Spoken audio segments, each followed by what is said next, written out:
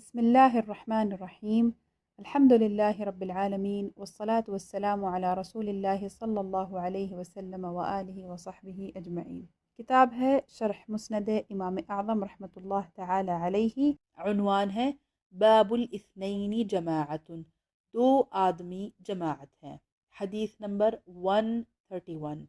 ابو حنیفۃ عن الہیثم عن عکرمۃ عن ابن عباس أن النبي صلى الله عليه وسلم صلى برجل فصلى خلفه وامرأة خلف ذلك صلى بهم جماعة.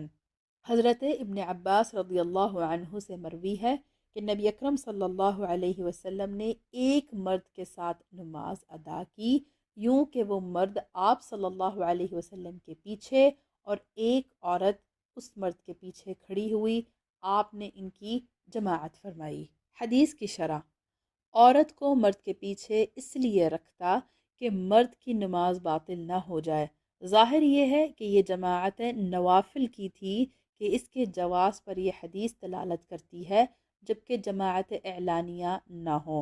اور علماء کا اس بات پر اجماع ہے کہ جمعہ کے علاوہ جن لوگوں کے ساتھ جماعت منعقد ہو جاتی ہے، ان کے تعداد وہ ہے کہ امام دوسرا مقتدی جو کہ اس کے دائیں جانب کھڑا ہوگا. فقہی مسائل: مسئلہ: دو شخصوں نے باہم یوں نماز پڑھی کہ ہر ایک نے امامت کی نیت کی، نماز ہو گئی، اور اگر ہر ایک نے اقتداء کی نیت کی تو دونوں کی نہ ہوئی. مسئلہ: اکیلا مقتدی مرد اگرچہ لڑکا ہو امام کے برابر دہنے جانب کھڑا ہو، بائیں طرف یا پیچھے کھڑا ہونا مکروہ ہے. دو مقتدی ہوں تو دو پیچھے کھڑے ہوں، برابر کھڑا ہونا مکروہ ہے، تنزیہی ہے. دو سے زائد کا امام کے برابر کھڑا ہونا مکروہ تحریمی ہے.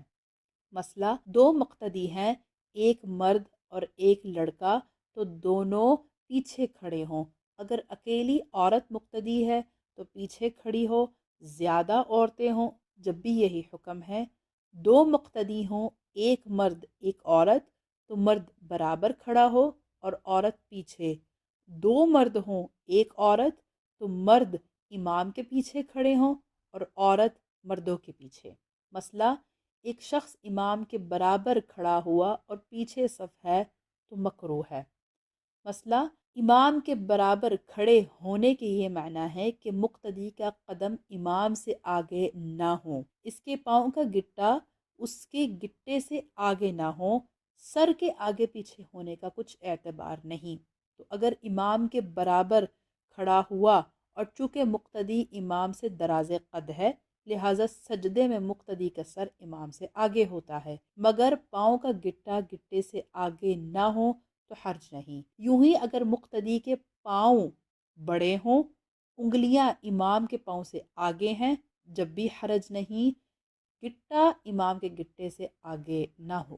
حاشیہ میں ذکر ہے: الدر المختار ورد المحتار، کتاب الصلاة، باب الامامہ، مطلب اذا صلی الشافعی، جلد نمبر 2، صفحہ نمبر 368. یہ کتاب PATF اسلامک انفو کی جانب سے پیش کی جا رہی ہے. عنوان ہے باب ما جاء فی من یصل الصفوف، صفوں کو ملانے والے کا بیان. حدیث نمبر 132. ابو حنیفۃ عن عطاء بن یسار عن ابی سعید الخدری قال قال رسول اللہ صلی اللہ علیہ وسلم ان اللہ وملائکتہ یصلون علی الذین یصلون الصفوف. حضرت ابو سعید خدری رضی اللہ عنہ سے مروی ہے، فرماتے ہیں کہ رسول اللہ صلی اللہ علیہ وسلم نے فرمایا: اللہ تعالیٰ صفوں کو ملانے والے پر رحمت فرماتا ہے اور اس کے فرشتے ان کے لیے رحمت کی دعا کرتے ہیں. حدیث کی شرح: اس حدیث کو امام احمد، ابن ماجہ، ابن حبان اور امام حاکم نے روایت کیا ہے، اور اس میں ان الفاظ کی زیادتی فرمائی ہے کہ جو شخص صف میں خلا کو پر کرتا ہے اللہ تعالیٰ اس کا ایک درجہ بلند فرماتا ہے، اور ایک روایت میں ہے جو صف کو ملاتا ہے اللہ تعالیٰ اس سے وصل فرماتا ہے، اور جو صف کو کاٹتا ہے تو اللہ کی رحمت اس سے دور ہو جاتی ہے. فقہی مسائل: مسئلہ: مرد اور بچے اور خنسا یعنی ہجڑا اور عورتیں جمع ہوں تو صفوں کی ترتیب یہ ہے کہ پہلے مردوں کی صف ہو، پھر بچوں کی، پھر خنسا کی، پھر عورتوں کی، اور بچہ تنہا ہو تو مردوں کی صف میں داخل ہو جائے۔ مسئلہ، صفیں مل کر کھڑی ہوں کہ بیچ میں کشادگی نہ رہ جائے اور سب کے موڈھے برابر ہوں۔ مسئلہ، امام کو چاہیے کہ وسط میں یعنی درمیان میں کھڑا ہو، اگر دہنی یا بائیں جانب کھڑا ہوا تو خلاف سنت کیا۔ مسئلہ، مردوں کی پہلی صف کے امام سے قریب ہے، دوسرے سے افضل ہے، اور دوسری تیسری سے، وعلی ھذا القیاس یعنی جتنی صف امام کے جو نزدیک ہوگی وہ زیادہ بہتر ہے اور افضل ہے۔ مقتدی کے لیے افضل جگہ یہ ہے کہ امام سے قریب ہو اور دونوں طرف برابر ہوں تو دہنی طرف افضل ہے۔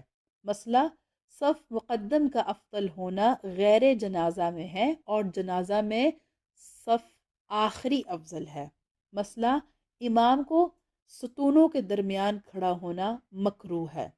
مسئلہ، پہلی صف میں جگہ ہو اور پچھلی صف بھر گئی ہو تو اس کو چیر کر جائے اور اس خالی جگہ میں کھڑا ہو۔ اس کے لیے حدیث میں فرمایا ہے کہ جو صف میں کشادگی دیکھ کر اسے بند کر دے اس کی مغفرت ہو جائے گی۔ حاشیہ میں ذکر ہے، الفتاوی الہندیہ کتاب الصلاح الباب الخامس فی الامامہ الفصل الخامس جلد نمبر 1 صفحہ نمبر 89 و مجمع الزوائد کتاب الصلاح باب صلة الصفوف سد الفرج الحدیث 2503 جلد نمبر 2 صفحہ نمبر 251۔